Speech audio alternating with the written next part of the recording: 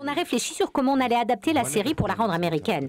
Et une des choses sur lesquelles on a parlé tout le temps, c'était la différence sur comment les Américains et les Israéliens perçoivent les prisonniers de guerre, comment le problème est vu aux États-Unis et en Israël. On a rapidement vu qu'il y avait une énorme différence entre les deux.